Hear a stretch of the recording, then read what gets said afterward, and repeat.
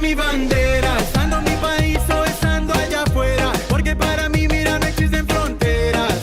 Yo levantaré mi bandera, wow. Levantaré mi bandera, estando en mi país o estando allá afuera, porque para mí, mira, no existen fronteras.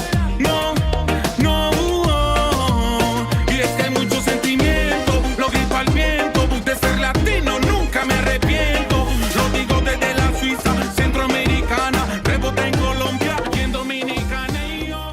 All right, everybody. Welcome to the Latin Babble Show. My guest today is a first-generation Mexican-American that has worked as a costume designer for various motion pictures and now is a costume designer for the hilarious show on Hulu, This Fool. Welcome, Rocio Estrada. You were born in Inglewood because estamos aquí in California.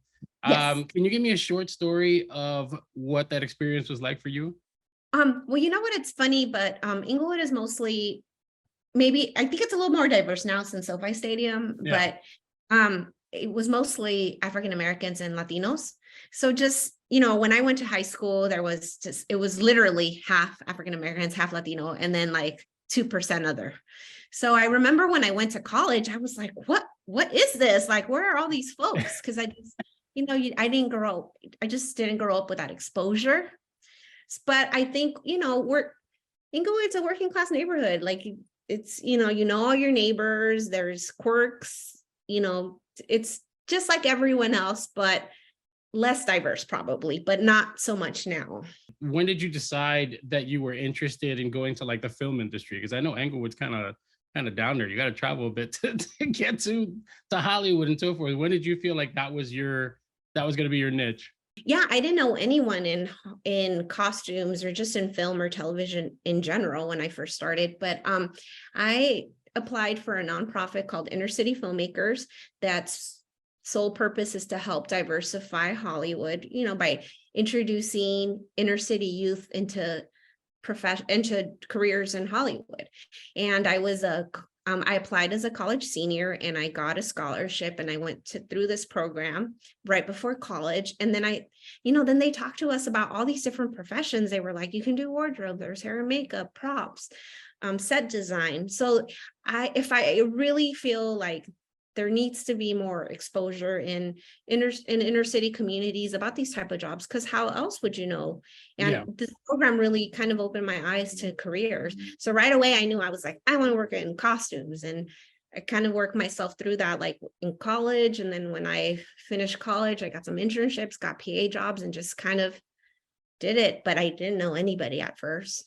What would you say is probably the most complicated part of being a costume designer on set?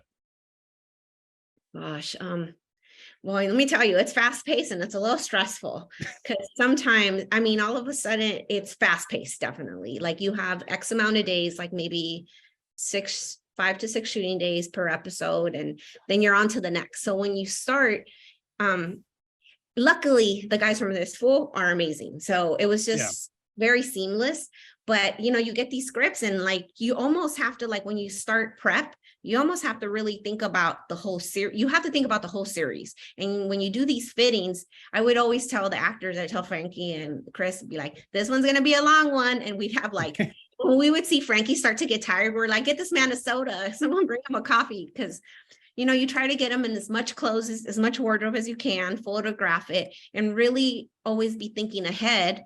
Because before you know it, you're starting the next episode and you have to have that wardrobe prepped before you even finish the last episode. So I know you mentioned the show. As a Latino, I feel super connected with it. I've watched quite a few of the I think I've almost finished season 1. One of the biggest things I did notice though is how authentic the wardrobe is to each of the characters. What do you feel like was your process on how to give their characters their look? Oh, thank you.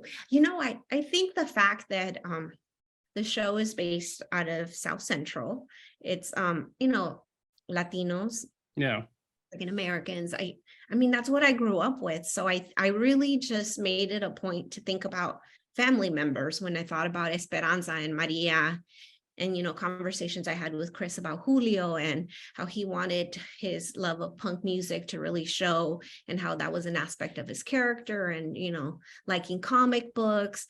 And I actually have a cousin who's also named Luis, who is very similar to Luis. So I just thought like, let me think of like, the LA like cholo types, and not necessarily all cholo types, but you think of like the LA guy, and Yeah. I just think it was really important that the wardrobe seemed approachable. It didn't seem intimidating, something that could easily be obtained. You're like, oh my gosh, I love the germs. Like this guy likes the germs. Yeah. I can go to Amoeba and get that t-shirt. I love it because it's extremely realistic. I have one more question because it's something that you and I will have a lot in common if we ever speak in the future. You do volunteer work and you contribute to a program that's called AFA Kids All for One. It's a nonprofit based here in Inglewood, California, which helps children and teens of underprivileged neighborhoods. Why was that such an important mission for you? Oh my gosh. Well, OFA Kids is an amazing program run by an amazing lady. Her name is Mari Rodriguez. And actually, I went to school with her daughter. That's how I know Mari. I know her daughter, Michelle, since elementary.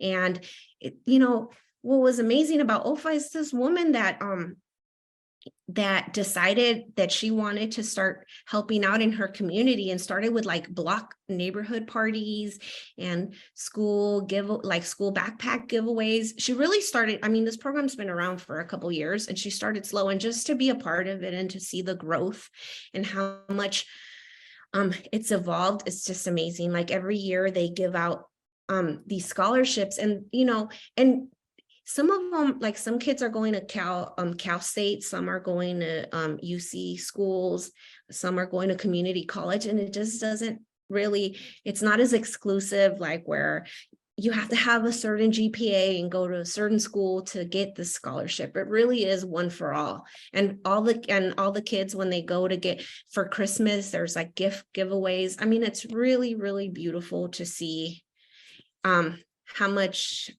people in your community appreciate the help, and how you feel even more connected to your community by helping. Yeah, very much so. Oye, un placer. This was really great. This fool is going to be streaming on Hulu. Make sure you watch it. Follow us at Todo Wafi, www.todowafi.com. And thank you very much, Rocio. It was great. Thank you. And this fool comes out this Friday. Yes, this Friday. It's streaming. Come on, let's go. We got to support it. We support it. We've been doing really good this year.